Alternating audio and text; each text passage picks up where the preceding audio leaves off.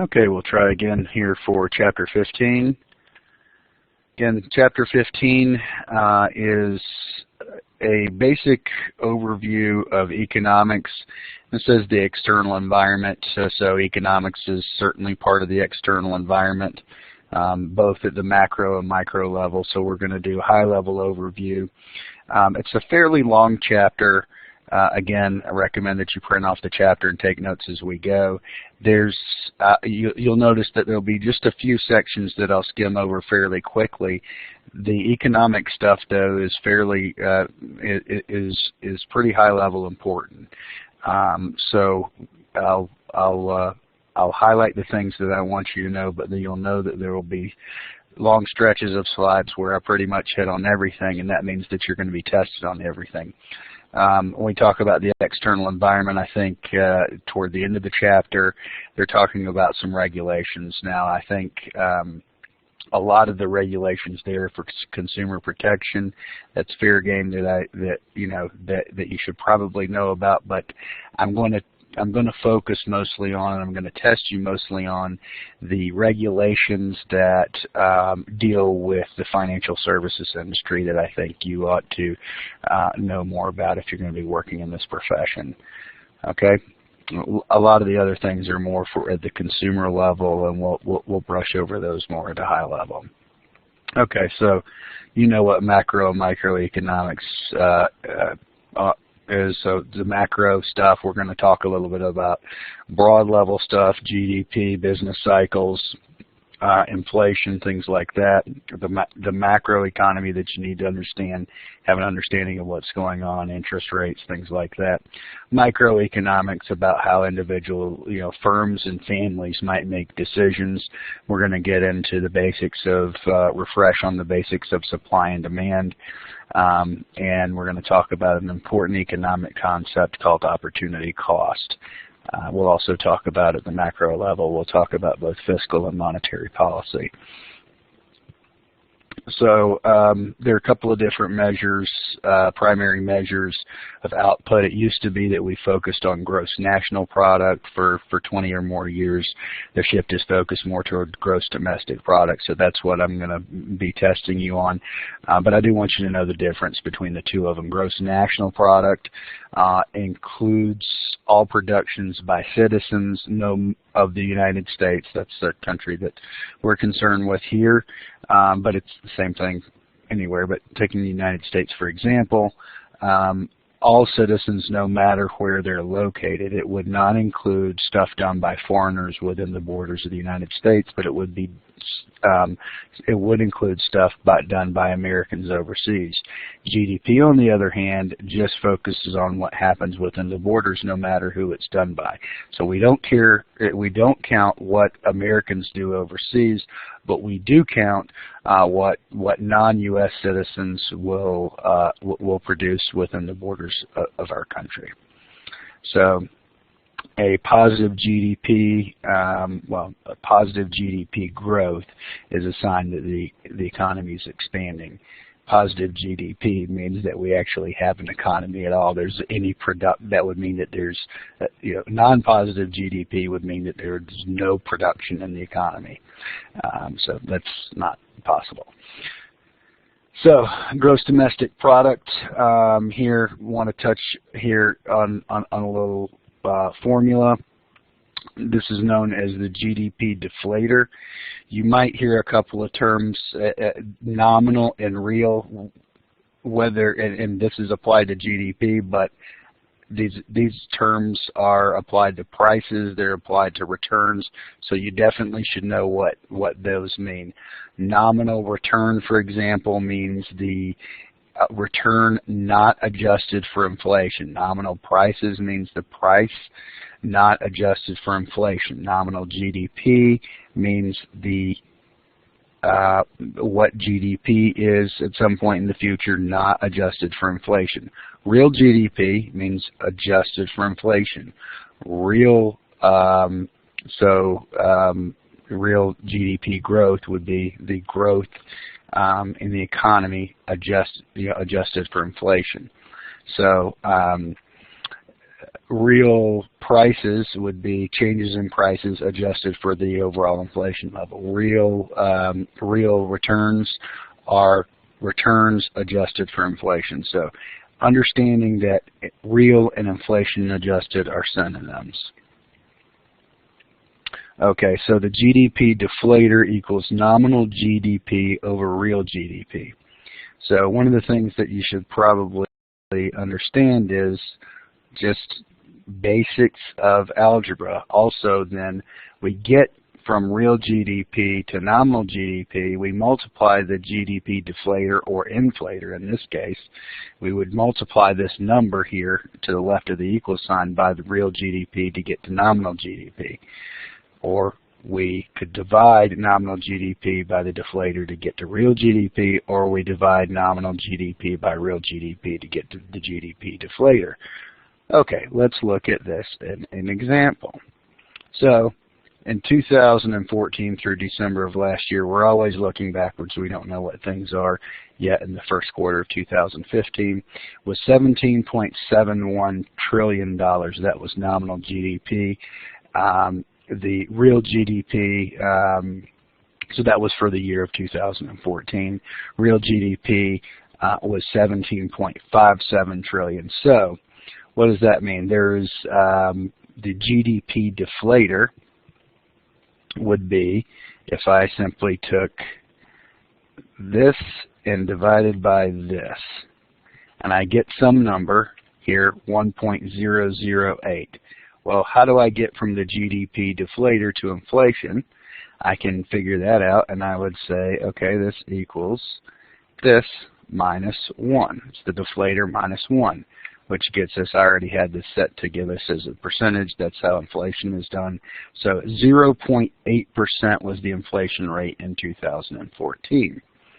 Now, actually, that is not the typical way that you get to inflation. You don't typically say, hey, I'm going to get a deflator and inflator. We'll look at that here in a second. Let me go to the next graph. We can see that here. It's the next slide after this. We can see that this is not the gross domestic product. This is actually gross domestic product and growth. Here we see this is in percentage terms. So we see that the vast majority of the time GDP is growing. That means that we're having economic growth. We can have a slowdown in growth, still having positive growth, but once we dip below 0, then we're technically in a recession. We're in recessions when GDP dips below 0. That means the economy is shrinking. So anytime the GDP growth is above 0, then the economy is growing.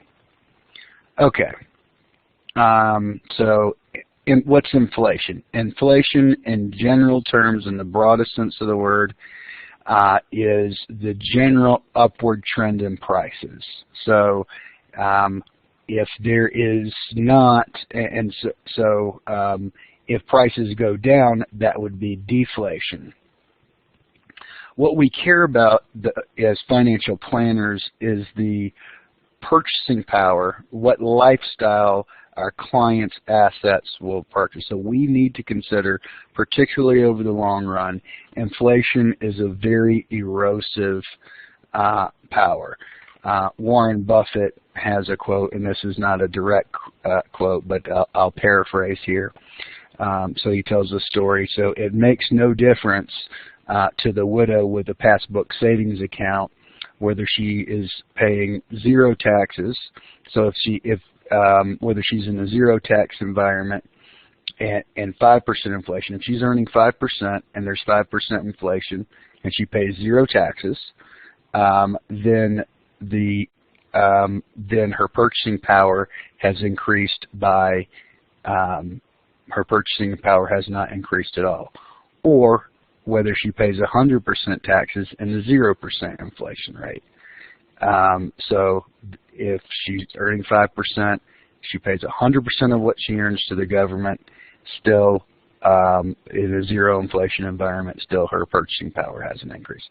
So what he's saying is that even a small, for somebody who's earning a small interest rate, inflation can be a very high silent tax that people don't think about. But that's something that we have to consider when we're dealing with doing planning for our clients. So the primary cause for inflation is when the money supply increases faster than the growth in real GDP, or when generally there's a correlation between economic growth and when the economy is growing, people are making more money, they demand more goods and services. And so that generally causes prices to go up. So disinflation, not deflation, disinflation is a slowdown in the in the rate of inflation, the slowdown in the growth of prices. So if inflation was 4% and now it's 2%, that would be disinflation, but we still have rising prices. They're just not rising as fast as they were. Deflation is a decrease in the overall price levels. Okay, so let's look back at our example here where we kind of went from prices. GDP could be considered prices. It's actually the inflation formula. Let me show you this before I get into that. The inflation formula is just a general growth formula. The price in the future minus the price now over the price now, or the price, the price in the second period minus the price in the first period over the price in the first period. So that's just a general growth rate formula. So this is the growth rate. Inflation is the growth rate in prices. So let's look at this, and we'll change this to the new price. Well, instead of $1 trillion, we'll call it $17.71, and this will be the old price. And we won't consider this deflator here. But we'll figure out how to get to inflation on our own. So we'll say we'll do the new price, which is $17.71 minus the old price,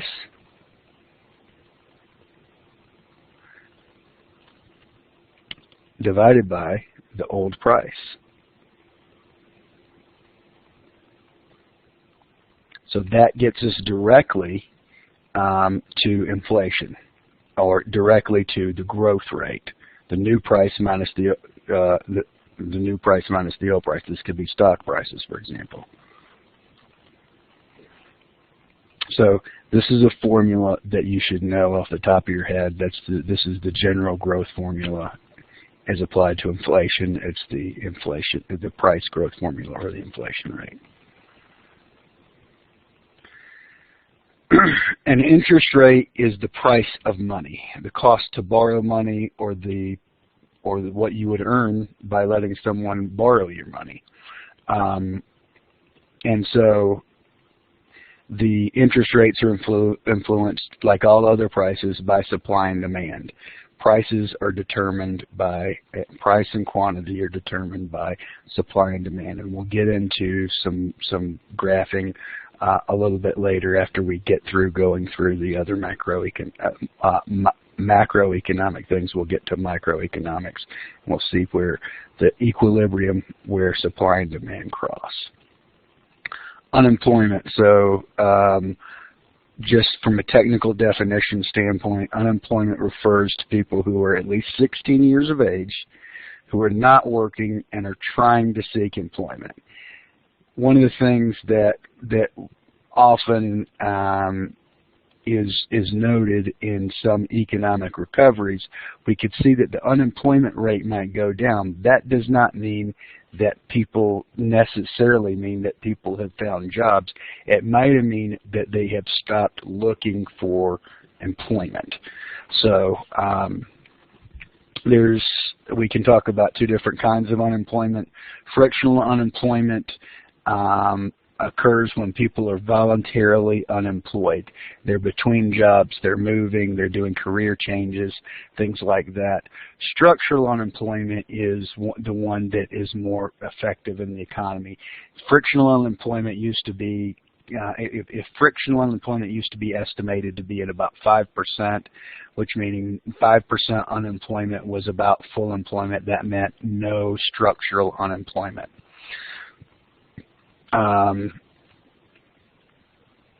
So cyclical unemployment, slowdowns in the economy. Business cycle. We'll take a look at these things. So when the economy is growing, expanding, so we have expansion, peak, moving, expanding means we're going up the hill. Peak is the top of the hill. Contraction or recession is when we're going down the hill. Trough is when the economy is hit a bottom. Expansion is again when we're going back up the hill, the peak, and then contraction, and then trough again, and so it repeats. And then we see long run average GDP generally increases over time.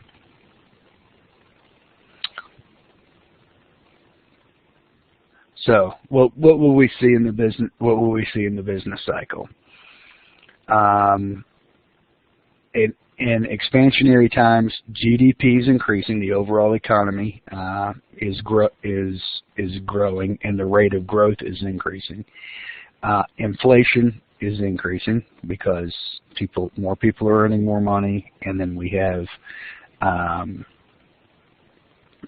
more people have more money and then are demanding more goods and services.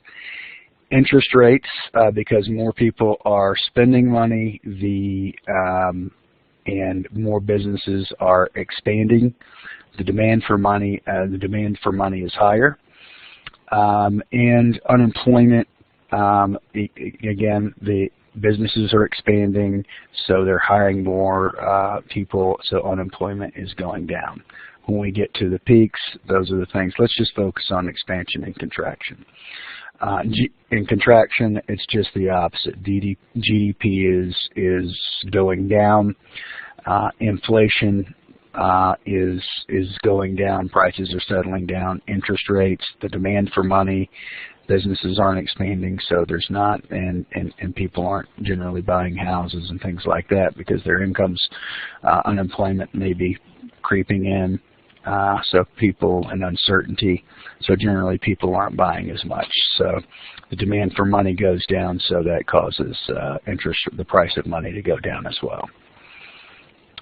You'll be tested on this. I want you to make sure that you understand, particularly in expansion and contraction, what's going on there. Economic indicators.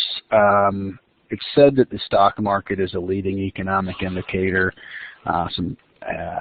And trailing economic indicators might be GDP, for example. We don't know until numbers are reported, and numbers aren't reported until often after the fact. A lot of economic indicators are considered trailing. Monetary policy. So the people who in high places who want to affect the economy will talk about fiscal policy, which is our elected officials, and then we'll talk about, but first we'll talk about monetary policy, which is generally controlled by central banking systems in the United States. It's the Federal Reserve System, made up of the Board of Governors, and the Federal Open Market Committee, which is a subset, includes people from the Board of Governors on there. So there's a Federal Reserve System. There's 11 Federal Reserve banks, and the chairman of the Federal Reserve System currently is Janet Yellen. You might want to know that. The goals of the of monetary policy are the same as the goals for fiscal policy: to maintain price levels, long-term economic growth, and to achieve as close to full employment as possible. So what are the tools of monetary policy? So the four main tools are the reserve requirement. The reserve requirement is banks, the Federal Reserve. You might see member FDIC, Federal Deposit Insurance Corporation. Banks have to be members of the Federal Reserve to have that. The reserve requirement. Banks make money by taking in money and then lending that money, taking in basically with other people's money. Money's deposited and they lend that same money that's deposited out at a higher interest rate, and they make the spread. But in order for the system to maintain liquidity, the Federal Reserve says you have to maintain a certain percentage of those deposits that you can't lend out, and that's your cushion.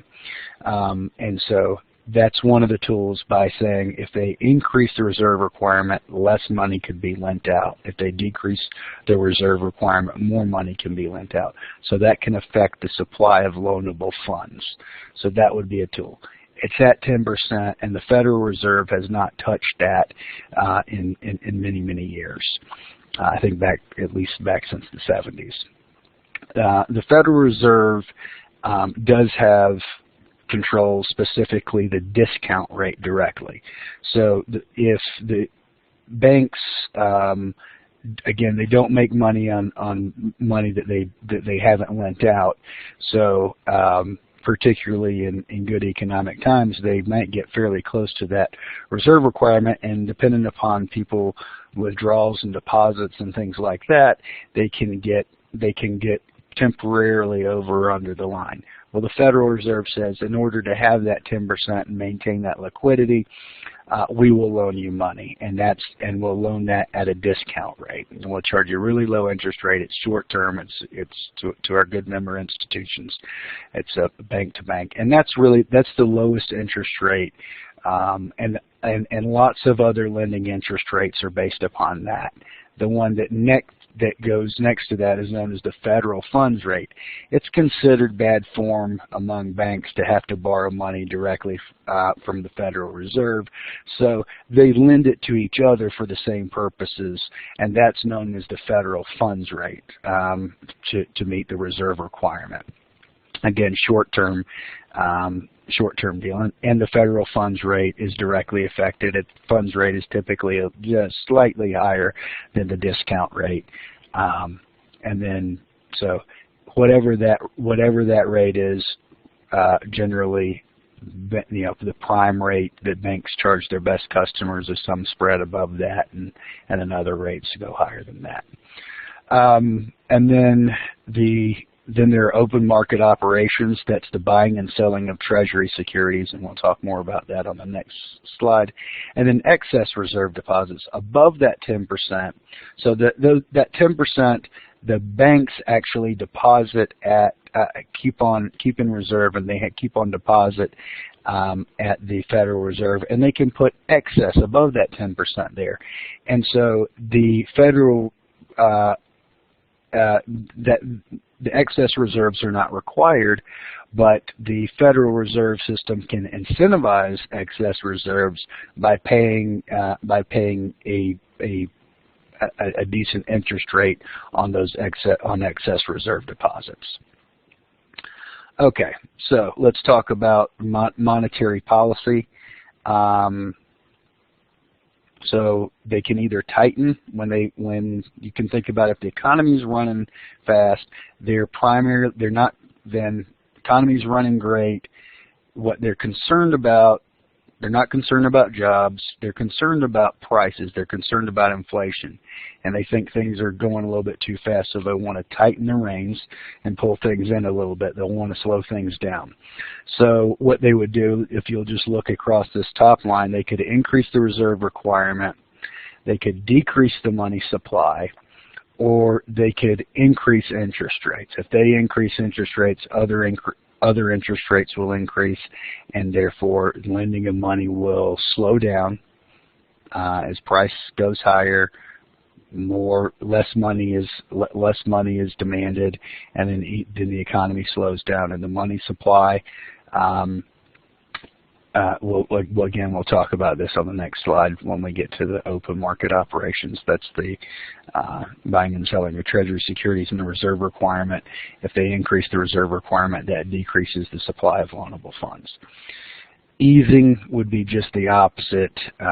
They would do just the opposite. They would want to spur economic growth. They're not concerned about inflation. What they're concerned about is unemployment and a lack of economic growth. So they want to do things to increase, to give the economy a kickstart. So they want interest rates to go down so that more people borrow money. They want to more people borrow money and invest in their businesses. They want to, so they could decrease the reserve requirements, and then they could increase the money supply. Again, we'll talk about how to do that. I think I talked about the discount rate fairly well. So open market operations. So tightening policy is the Federal Reserve would sell securities. Now think about this. This is often counterintuitive.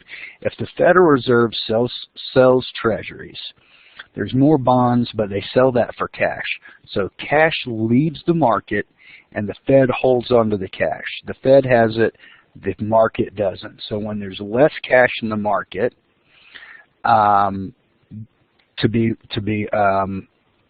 lent out, then that tightens the money supply, and that would increase interest rates. So an easing policy would be if the Fed sells securities. If they sell securities, then they are paying cash. If they buy securities, they're paying cash for that into the open market. And they're paying cash into the open market. The supply of money in the market is then increased. When supply is up, prices go down. Excess reserves, we talked about that as well. Fiscal policy, same three goals: maintain price levels, long-term economic growth, and maintain full employment. So primary tools of fiscal policy, the government, is taxes and spending. So focusing here just for a moment on taxes, so they can, if taxes decrease, taxpayers have more money in their pocket. That increases the supply of money. That's expansionary policy. Or they can increase taxes, and that reduces the money supply in the economy, and would then and therefore that is a contractionary policy that they'll do, that they could do potentially when things are overheating in the economy. Spending, the other is just the opposite. Government spending increases the supply of cash in the economy. So increasing spending increases the supply of cash. Decreasing spending decreases the supply of cash, and would be contractionary. So if we put those two together, we would say that deficit spending, even though deficit sounds negative, deficit spending is lower taxes, higher spending. That's deficit spending. That is an expansionary policy. Running a surplus, that means increasing taxes and cutting spending, that takes money out of the economy, and that's a contractionary policy.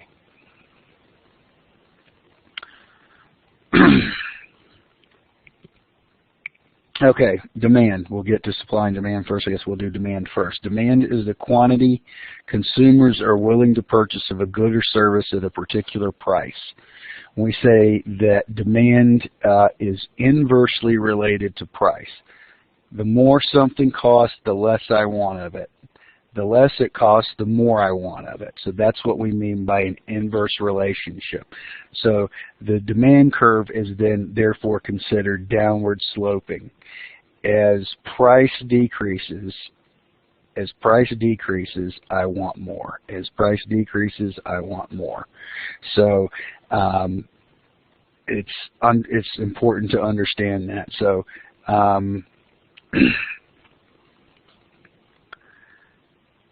examples that cause the demand curve to shift up and to the right. That would do what? If we shifted up and to the right, if we went out like this, and there were another parallel curve that looked like that, that would mean that at every given price level, I would demand more than I had before. So what would do that? Let's think. If I had more money, then I might demand more at every price level. Let's see. Yes, increase in disposable income. A decrease in tax rates increases my disposable income. A decrease in the unemployment rate increases aggregate disposable income. If I save less, I'm going to spend more, so that increases my spendable income. Increase in the price of a substitute product. Now let's think about what this means. So in the price of a substitute product. So I'm from Georgia, and I would say that even though it's sacrilege, Coke and Pepsi are substitute products. I don't think Pepsi's any good. Coke is the best. But for argument's sake, let's say Coke and Pepsi are substitute products. If Pepsi, let's say a 2-liter Pepsi costs $1.50, and all of a sudden it doubles in price overnight to $3, people are going to buy less Pepsi, and the demand for Coke is going to shift up. People are going to buy more Coke even at the same price. So the increase in the price of a substitute product would cause demand to shift up and to the right. Decrease in the price of a complement product. And let's see, what's a complement product? Peanut butter and jelly. If peanut butter goes on sale, I will buy more jelly. So if peanut butter is selling for $4 a jar, and now all of a sudden it's selling for $1.50, I'm going to buy more jelly to make peanut butter and jelly sandwiches. So what causes demand curve to shift down to the left? It's just the opposite. Decrease in disposable income, increase in tax rates, increase in unemployment. So when things tighten up, then I shift. Decrease in the price of a substitute product. So Pepsi goes on sale, I'm going to buy less. Less Coke is going to be demanded. Increase in the price of a complement. Peanut butter goes up, I'm going to decrease the amount that I spend on jelly. Substitutes, we already talked about that. Products that serve a similar purpose. Complements are products that are consumed jointly that go together. Peas and carrots, for example. So here, chicken and pork. If the price of chicken suddenly decreases, demand for pork may increase. Peanut butter and jelly. Okay, elasticity. Now, I'm not going to ask you to do any calculations here. But the formulation for, I want you to understand a relationship. So elasticity, something would be elastic if a small percentage in the change in price results in a large percentage in change in the quantity demanded. So let's think about this. So I think there might be an example here. So a demand for luxury cars. So here we see a change in the price. Let's say it was luxury cars go from $25,000 to $50,000. At $25,000, people might buy 500 of them, but at $50,000, people are only going to buy 100 of them. Why? Because we don't have to buy luxury cars. We can buy regular cars, right? And so there are good substitutes, and there's a lesson to be had in that, and we'll talk about that in a second. But demand would be said to be inelastic if a change in price results in hardly any change in the quantity demanded.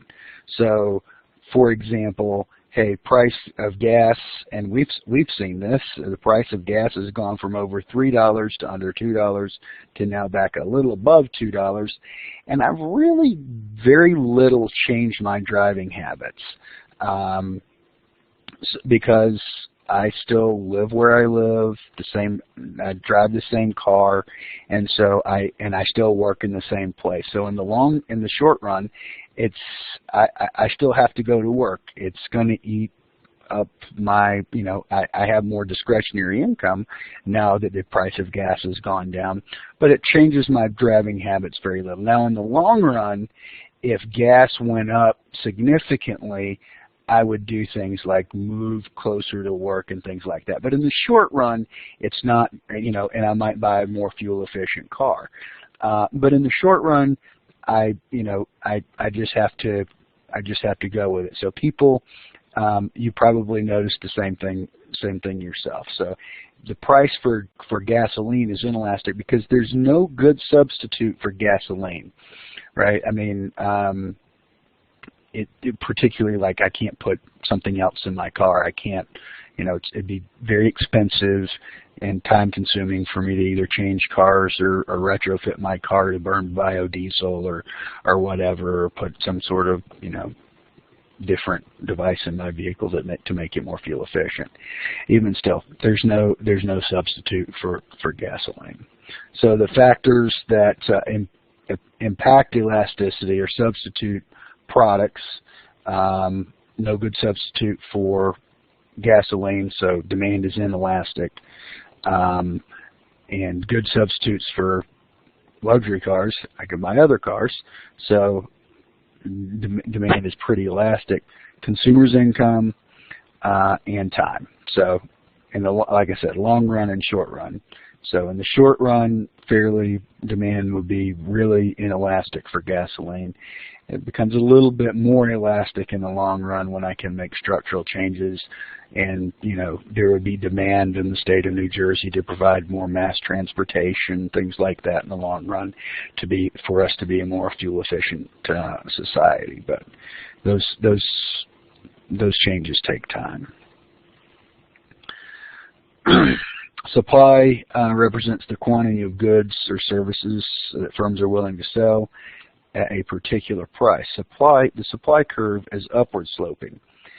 The higher the price, the more that I'm willing to supply. So, anyway, that's how that works. So I guess if I'm a bakery, I'm gonna, if bread's $1 a loaf, I'll make a certain amount so that I can do that. But hey, if people are demanding more and I'm able to get a higher price for a loaf of bread, I'm gonna provide more and more to the marketplace. So what causes the shift in the supply curve up and to the left? Move up and to the left would increase prices at every price I'm willing to at every price I would produce less quantity, right? At every price I would produce less quantity, or at a given quantity I would demand a higher price, or the price would be higher.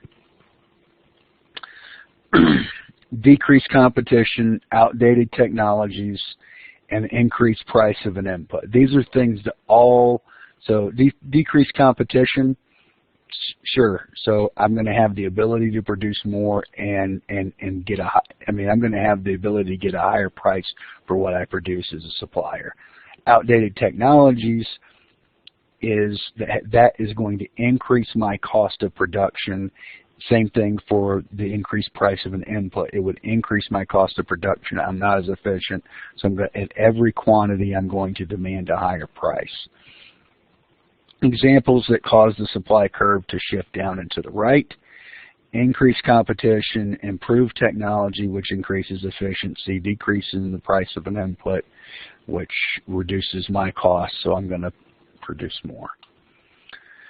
So equilibrium is where supply and demand cross each other. Here at this point, this equilibrium point here, supply and demand cross each other, or this is an equilibrium point, this is an equilibrium point, depending upon where supply eventually ends up. Let's say it ends up here in the middle. At this level, this is the equilibrium quantity and the equilibrium price that's going to be for that particular good in the economy. I'm not going to have you do graphing in this class, but I do want you to understand what is going to shift supply and what is going to shift demand. Opportunity cost. This is a very important concept in economic theory classes, and it's very applicable to real life. Opportunity cost represents the value of the best foregone alternative. What's the cost of you being in college? What's the real cost? And it's not just tuition. The real cost, so it's not just tuition and books and the cost of gas to drive here and to buy a calculator for this class. That's not just the cost, because you could be working full-time. Many of you are working 20 hours a week, but you could be working 50 hours a week if you weren't a full-time student. So that's the opportunity cost of what you could be doing. The opportunity cost of coming to class. I mean, maybe it's that you could just hang out and play video games. There's value in doing that, and it depends on what you want to do. So it's the value of the best foregone alternative. Sometimes you forego going out with your friends to stay home and study for an exam. That's the opportunity cost of studying. So that's something that's very applicable in the real world, and you should consider what your opportunity cost for coming to college is, and that should make you realize that education is very precious, and you're making a real investment by being here, and we want to make sure that you get an excellent return on that investment. Law of diminishing returns, production concept, output. So every unit of input that I have, that I increase, will, or eventually my production will start to decrease, or it'll at least increase at a decreasing rate.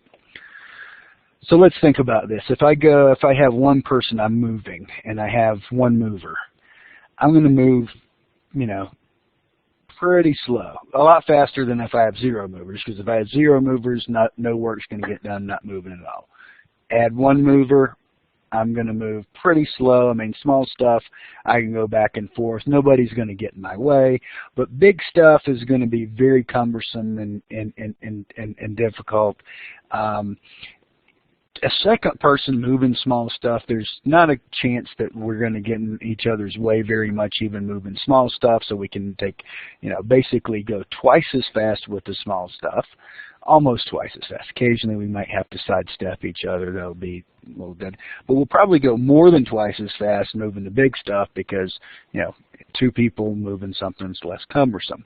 But then I add a third person, and we start to get in each other's way a little bit more. The third person doesn't really increase the ability to move big stuff very much.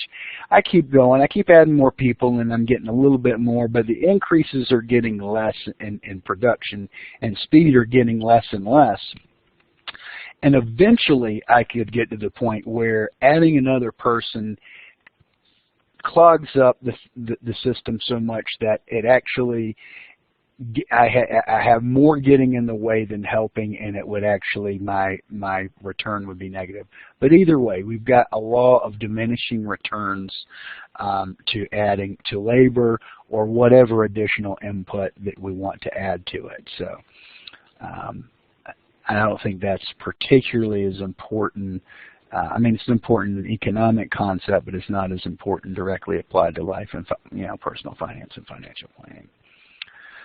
Bankruptcy laws 7, 11, and 13. We do want you to understand. Chapter 7 is to discharge debts by liquidation.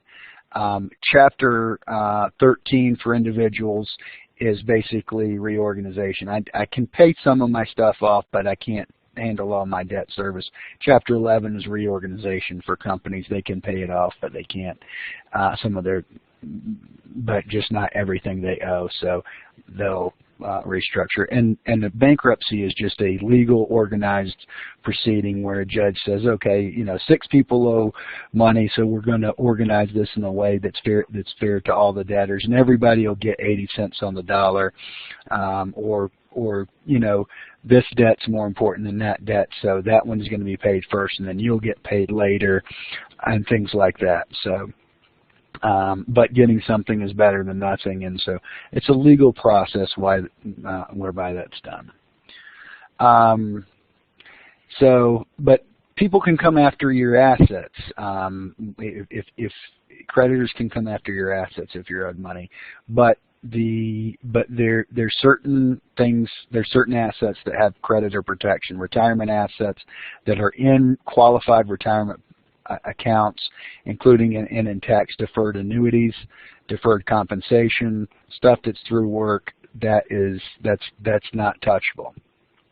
Stuff that was through work that you rolled over into an IRA, not touchable, unlimited amount. Up to $1 million, what are known as contributory or traditional Roth IRAs, as indexed, I think, from 2014, but it's still about $1 million now, and again, that doesn't include what was in a retirement plan at work, the 401k that now is an IRA. That amount is unlimited still. 1 car per person, a television, things like that. And then education funds. Those have special protection. The other things they're going to say, hey, listen, you say you don't have a certain amount of income, but you got $1 million in the bank. What's the problem? Why can't you pay this off? The good judge would say, hey, I'm going to take that money and pay your creditors off. You're just not paying. So, but they're not going to tap your retirement accounts. That's basically the point. Bankruptcy, student loans are not dischargeable, child support, alimony, stuff that you owe the IRS for 3 years of back taxes, maybe longer periods potentially, but up to 3 years IRS will say, hey, that's not going to be dischargeable, and liens against real property.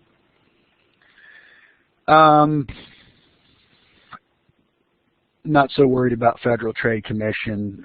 That's more of a business thing. Also not so much worried about Fair Packaging and Labeling Acts. Again, that's more about consumer protection. We are concerned to a certain extent about property. I do want you to understand that financial institutions cannot discriminate, and so they have to lend fairly, and so they often use a FICO score.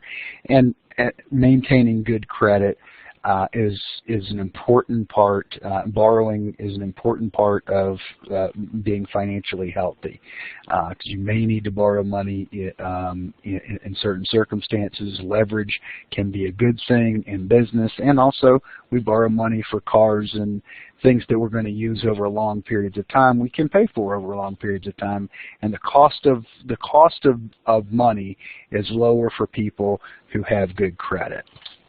So. Fair Credit Reporting Act, protects consumers. They're the 3 major credit bureaus gather information on potential borrowers, and that's how you build your credit. So if they make mistakes, you have the right to tell them, hey, that this is incorrect. Fair debt collection, we're not going to worry so much about that.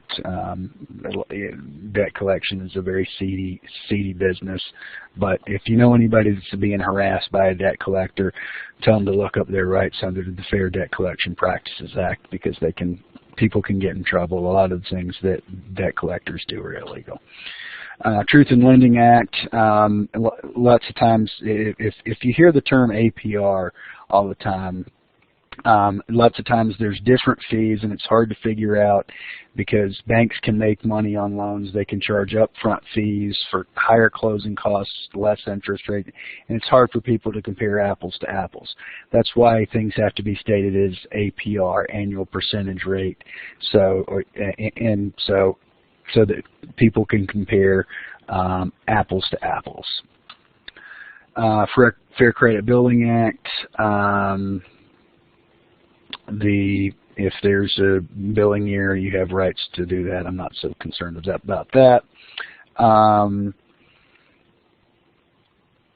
Minimum monthly payment. Credit cards have to do that. They have to also say, here's your effectively how long it would take you to pay off if you just paid the minimum, because credit card companies make money off of people who carry consumer debt from month to month, and that's a bad practice to borrow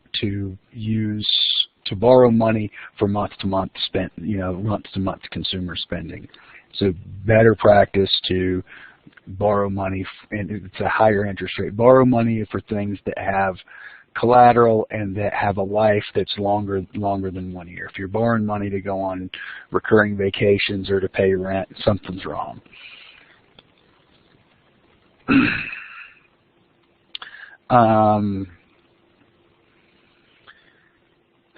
So there's the Card Act, and this is some more stuff. I'm not as concerned about that.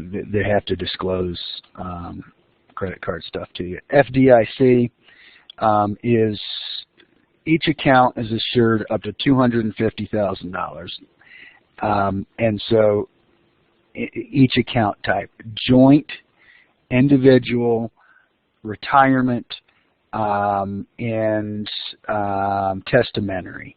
So 4 different types of titling on an account per individual.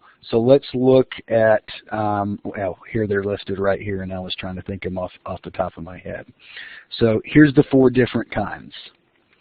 And again, this is, we'll see IRAs. If you have a CD, IRAs, if you're investing in securities, that's not insured by the FDIC. But if you're investing in certain CDs that are FDIC insured, then that's it. So let's look at this example: Homer, Marge, and Bart.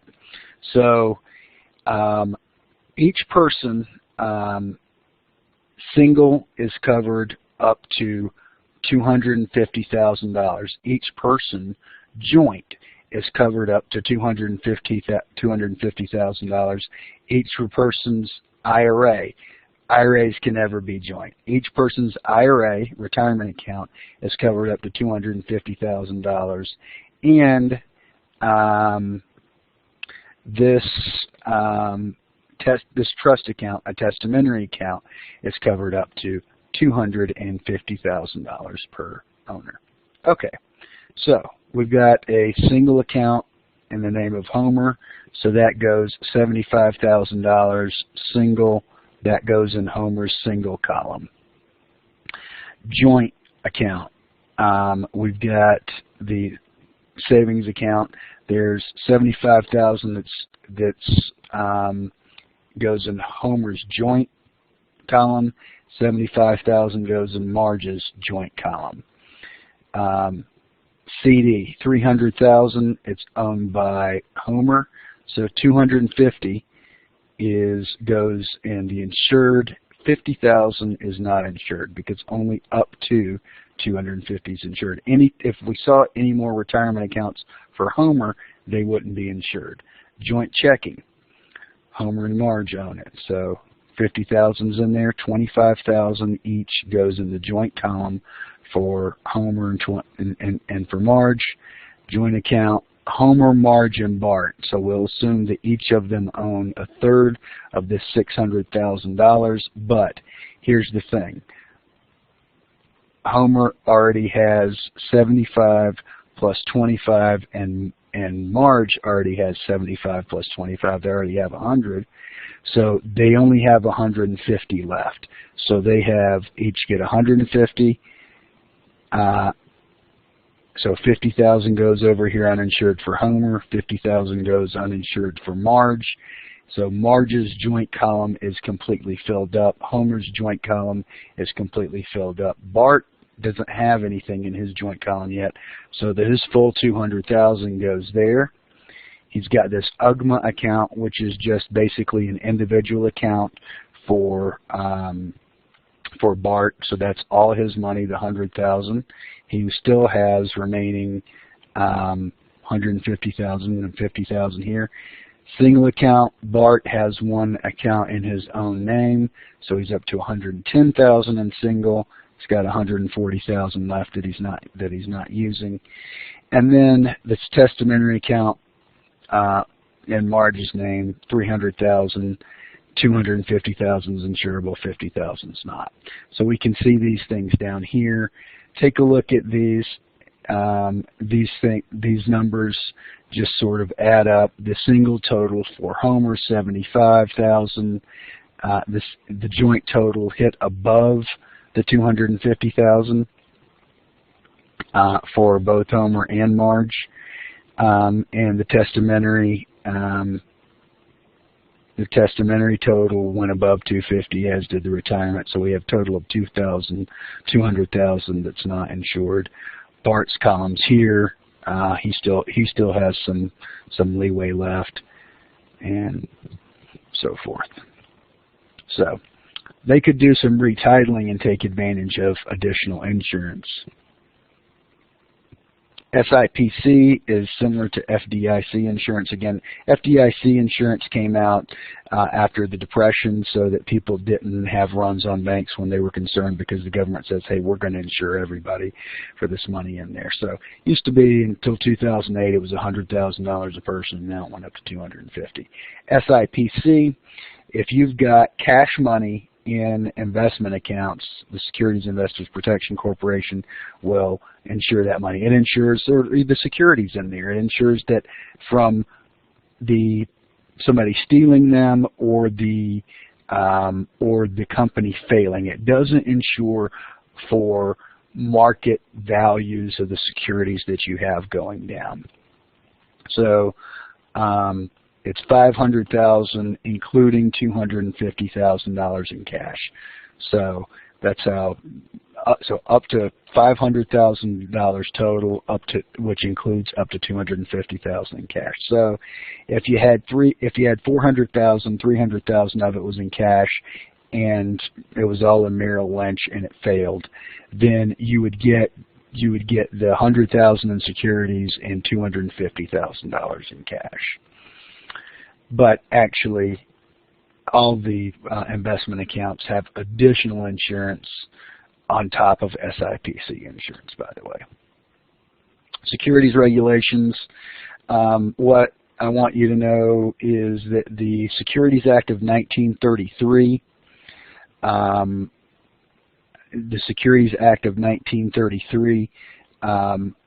regulates the primary market. That's for IPOs. The Securities Exchange Act of 1934 created the Securities Exchange Commission and the trading on the exchange, which is the secondary market.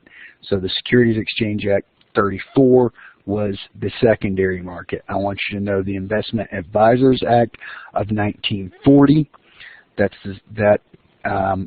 covers stuff that we talked about in the last class.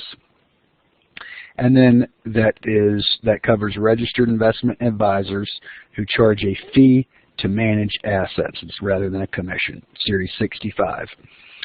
I want you to know that FINRA, which is the Financial Industry Regulatory Authority, it's a self-regulatory for all securities firms, for broker-dealers. So they self-regulate. So the SEC tells the financial industry, you have to police yourselves. Now, if they don't do a good job policing themselves, then the SEC can step in. So they do not have the force of law themselves, but they have the SEC behind them, and so their authority comes directly from the SEC, which does have the force of law. So FINRA administers the Series 6 exam for mutual funds and variable products. The Series 7 exam, which includes everything on the Series 6 plus individual stocks and bonds, allows you to do that. And then the SEC does the Series 65. FINRA typically will do the Series 63 in conjunction with the states, which is the Blue Sky laws. I do want you to know Sarbanes-Oxley Act of 2001. There were some accounting scandals. If you've heard of Enron, so this was for public accounting firms that also were doing consulting business with major publicly traded companies. So it said about basically the accounting firms have to put together the financial records and certify the financial records that are reported to the public, and so this is disclosure, so that there's public required reportings by the Securities Exchange Commission for publicly traded companies. And so that really created these same companies being hired to do consulting by the firms that they were doing the audited financials for, created a conflict of interest. And so there used to be, it's called the Big Four now, it used to be the Big Five. Arthur Andersen was the fifth company, and they are no more because of the Enron scandal, and company that went out of business in 2001. So Sarbanes-Oxley was Accounting Reform Act, and why that was important is because of that conflict of interest and unfairness to the market. Regulation FD, Reg FD. So there are individual securities analysts that all brokerage firms have, and so what would happen is that they're constantly asking questions of the accounting and reporting firms and stuff like that, and so they were able to glean little bits of information, and so that created an unfair advantage. So Reg FD said you can't just give this information to investment analysts. You got to give it all to the release everything to the general public at the same time. So there's that. I want you to understand ERISA is a very important law in financial planning. It was an act created in 1974, the Employee Retirement Income Security Act, and this is the act that regulates all qualified retirement plans in the United States. And then I do want you to understand that unemployment benefits are available to workers, and companies above a certain size have to pay into the unemployment system. So I'm not going to make you learn about workers' comp and OSHA at this juncture. Okay. So come ready to class asking questions. You're going to be tested over this chapter.